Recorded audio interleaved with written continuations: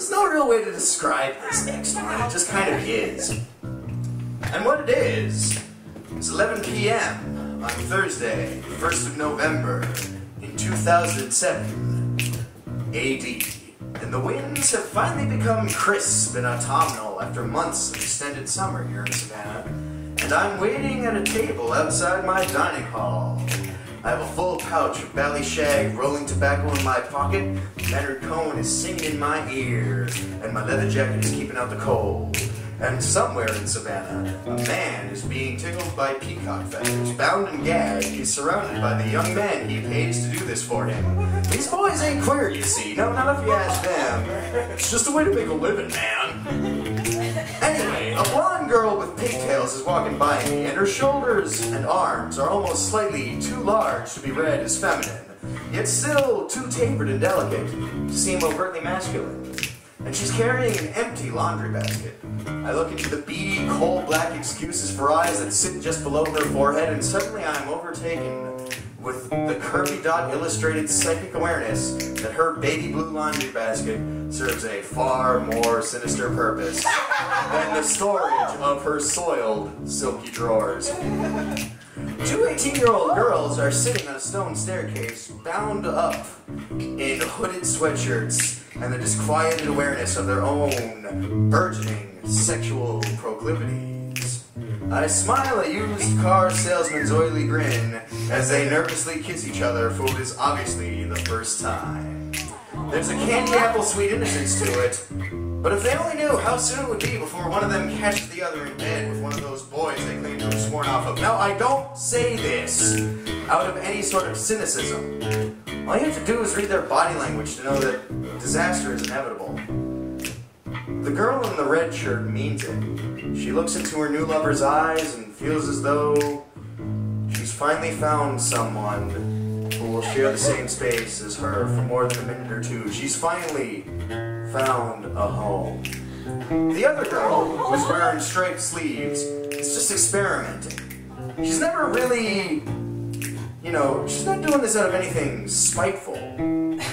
But she's never gonna be what the girl in the red wants from her. That's so sad. It's not that she's, bad. She's merely gotten herself lost in the moment, confused by the sensation of being looked at through a lover's eyes for the very first time. Then they kiss again, slower and more confidently this time. I want to shout at them to stop, but it's not my place. People have to learn these things for themselves, and really, who the hell am I to give them any advice?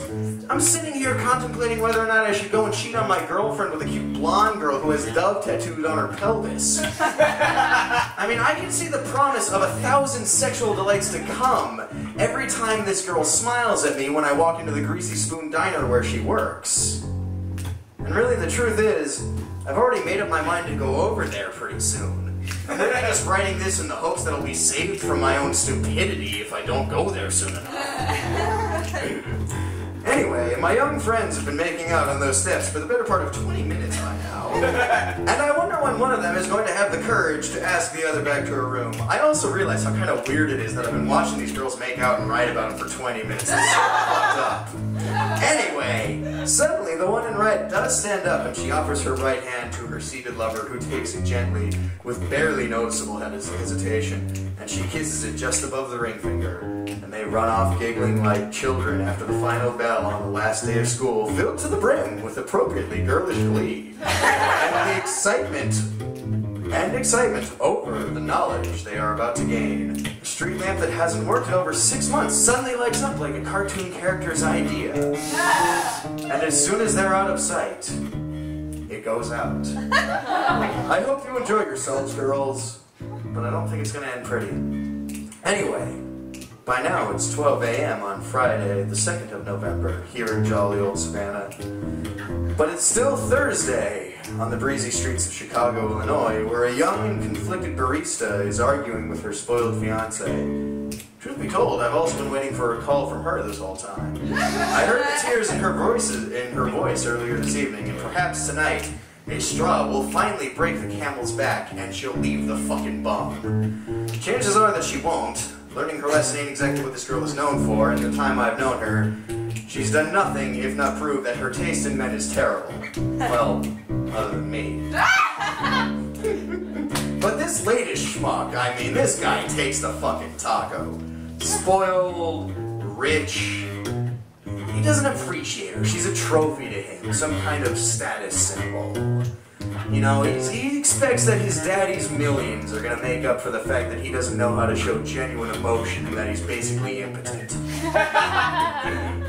Anyway, something female suddenly screams from the projects across the street from my college, and Leonard Cohen keeps on telling me that everybody knows what I've been up to, and I think to myself, that's right, Leonard.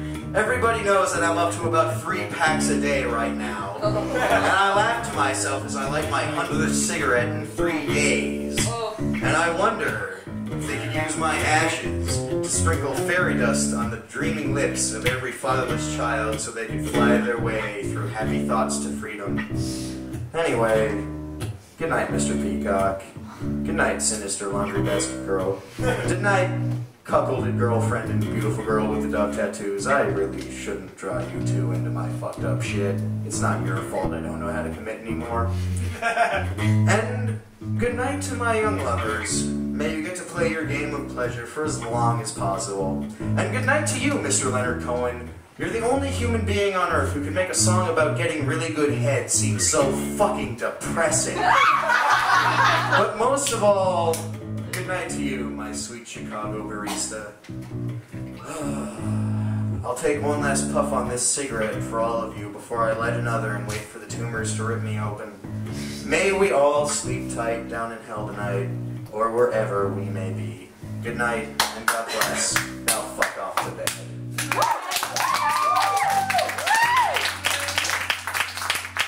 And then we keep going. How much longer could we possibly go for? Quite a bit, actually. We ain't done.